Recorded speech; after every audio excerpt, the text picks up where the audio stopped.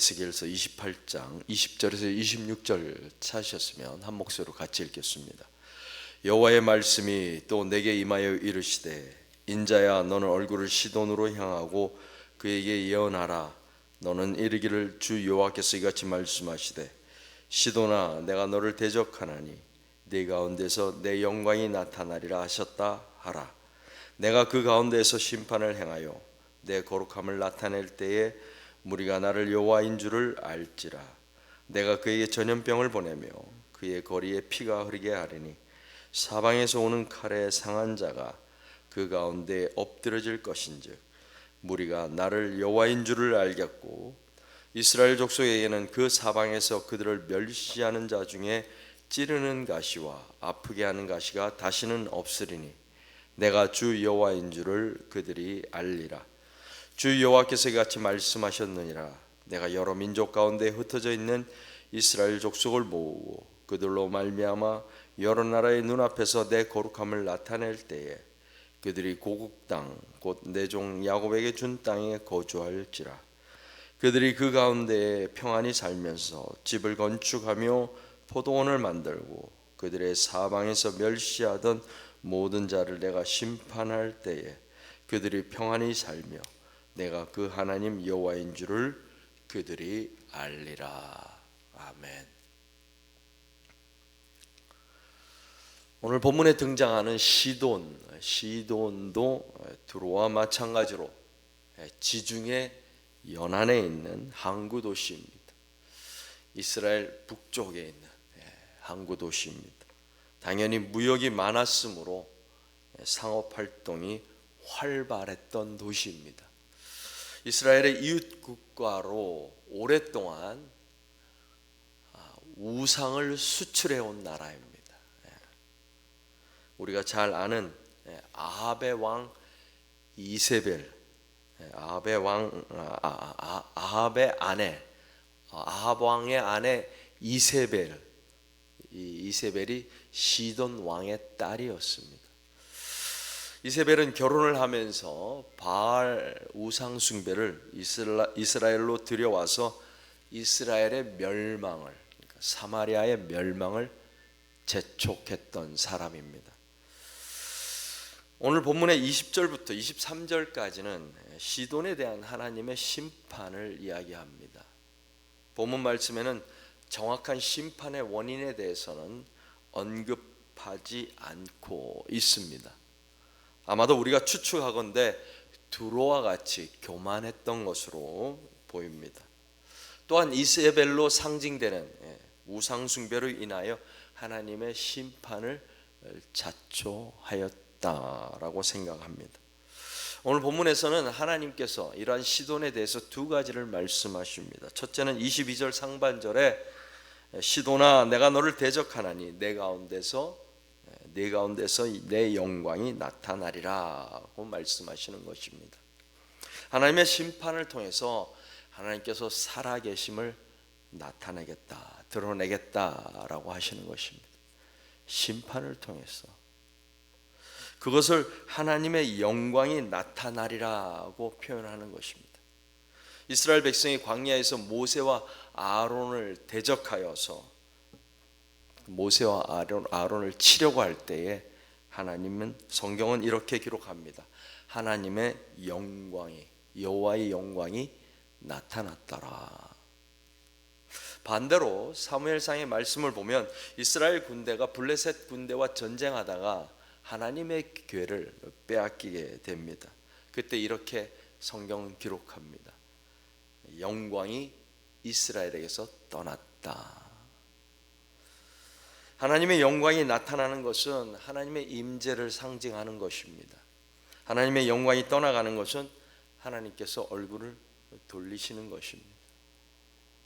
하나님의 임재는 의인들과 과부와 고아와 나그네에게는 기쁘고 복된 소식이지만 악인과 불의를 행하는 자들과 부유함으로 인하여 교만한 자들과 세상의 기쁨으로 만족하는 사람들에게는 재앙과 심판의 사건입니다. 하나님께서는 시돈을 대적하시는 것으로 하나님의 영광을 드러내십니다. 이것은 시돈에게는 재앙이요 심판인 것입니다. 둘째는 22절 하반절에 보면 심판을 행하여 내 거룩함을 나타내겠다, 내 거룩함을 나타내겠다고 말씀하십니다.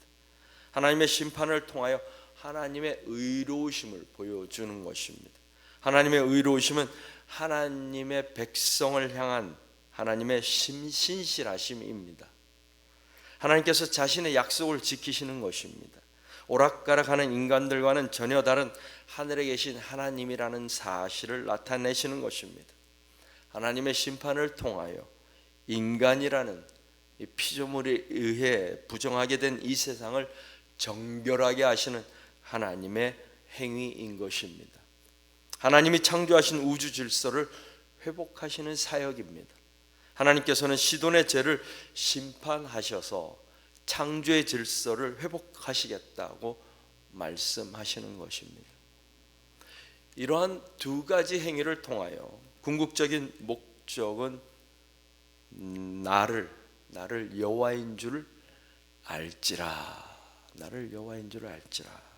여호와 하나님께서 살아계셔서 온 세상을 다스리신다는 것을 보여주시는 것입니다. 이방 나라라고 할지라도 하나님의 다스림 가운데 있다는 것을 보여주시는 것입니다. 우리가 믿는 하나님께서 거룩하시고 또한 심판하시는 하나님이심을 보여주는 사건입니다. 하나님의 목적을 이루시기 위하여 23절 하나님께서는 세 가지 방법을 동원하십니다. 첫째는 전염병을 보내십니다. 자연적 재앙이 심판의 도구로 사용되는 것입니다. 둘째는 거리에 피가 흐르게 하십니다. 형제가 형제를, 이웃과 이웃이, 또 부모와 자식이 서로 빼앗고 싸우고 죽이는 것입니다. 셋째는 사방에서 오는 칼에 상하게 하십니다. 아수르를 보내시고 바벨론을 보내시고 헬라 제국을 보내어 하나님께서 심판하십니다. 하나님의 말씀은 반드시 성취되는 것입니다. 그러나 심판하시는 하나님께서는 또한 하나님의 백성을 보호하시고 회복시키시는 분이시기도 합니다.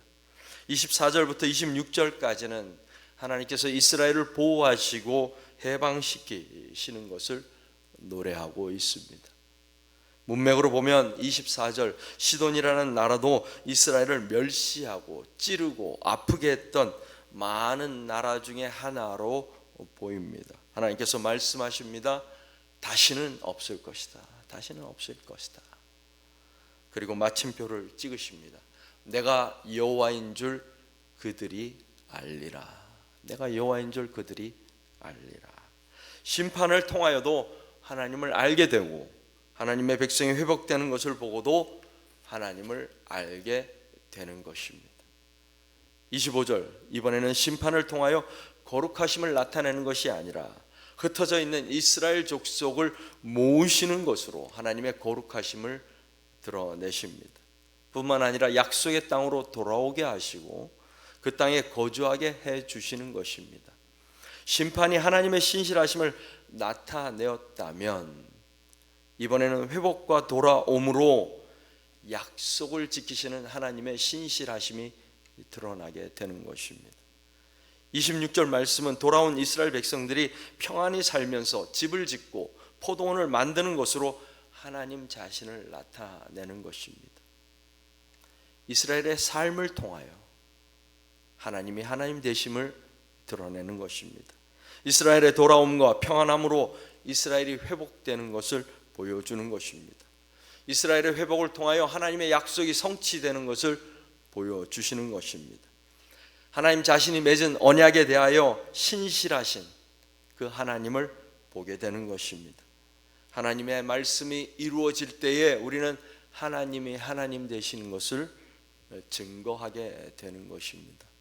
그러므로 26절 마지막 부분에서도 이렇게 결론을 맺는 것입니다. 내가 그 하나님이 여호와인 줄 그들이 알리라. 오늘 본문 말씀은 시돈을 향한 심판과 이스라엘을 향한 회복의 말씀이 함께 기록되어 있습니다. 서로 상반된 사건이지만 궁극적으로는 동일한 메시지를 전달하고 있는 것입니다. 내가 여호와인 줄을 그들이 알게 되리라. 하나님의 택한 자녀들뿐만 아니라 이방 민족들까지도 하나님이 하나님 되심을 알게 되는 것입니다. 돌아오게 하시는 백성들뿐만 아니라 심판을 받는 사람들까지도 하나님이 참 하나님 되심을 알게 되는 것입니다. 이 모든 과정에서 우리는 하나님은 누구신가, 우리가 믿는 하나님은 누구신가를 보게 하시는 것입니다. 에스겔서의 말씀은 포로로 끌려가서 고달픈 타향살이를 하는 이스라엘 공동체를 향한 하나님의 말씀입니다. 우리의 이민 생활과는 비교할 수 없는 포로 생활입니다. 비록 이스라엘의 범죄함으로, 자신들의 범죄함으로 인하여 포로가 되었지만, 그리고 타향살이를 하게 되었지만, 하나님께서는 반드시 돌아가게 하신다, 그리고 약속의 땅에 살게 하신다, 집을 짓고 포도원을 만들고 회복하게 하신다고 위로하면서 격려하시는 말씀인 것입니다. 하나님은 이스라엘의 아픔을 너희 죄 때문이니까 나는 몰라 라고 하시는 것이 아니라 가시들을 제거해 주시면서 이스라엘의 회복을 이루어 가시는 것입니다. 시돈을 심판하시고 사방에서 이스라엘을 멸시하는 자들의 찌르는 가시와 아프게 하는 가시들을 손수 빼주시면서 하나님의 자녀들을 다시 모으시는 분이십니다. 아픈 상처를 만지시고 낫게 하시고 회복하게 하시는 분이십니다. 오늘 이 시대에도 마찬가지입니다. 우리는 하나님의 자녀가 되었기 때문에 세상과 다른 기준으로 살아가는 것입니다. 세상보다 훨씬 높은 기준으로 살아가야 하는 것입니다. 그러나 분명한 것은 우리가 하나님의 징벌을 받아 수많은 가시를 안고 살아가더라도 하나님은 자신의 하나님 되심을 드러내기 위해서 반드시 우리를 회복시키시고 하나님의 백성으로 평안을 누리게 하며 살아가게 하신다는 약속인 것입니다. 여기에 우리의 소망이 있는 것입니다. 비록 사랑하시는 자를 징계하시고 아들마다 채찍질 하실지라도 평강의 열매를 맺게 하신다는 약속인 것입니다. 우리를 기다리시는 하나님, 여전히 같은 자리에서 같은 사랑으로 우리를 기다리시고 맞아주시는 하나님의 약속을 믿고 기쁨으로 나아가는 하나님의 자녀들이 되기를 바랍니다. 비록 당장은 어둡고 끝이 잘 보이지 않는 것 같지만 하나님의 신실하신 약속의 말씀을 굳게 믿고 소망을 잃지 않고 하나님의 나라를 바라보고 살아간다면 반드시 하나님께서 우리를 회복시키시고 우리를 살려주실 것입니다. 이 믿음이 저와 여러분에게 있게 되기를 바랍니다. 기도합시다.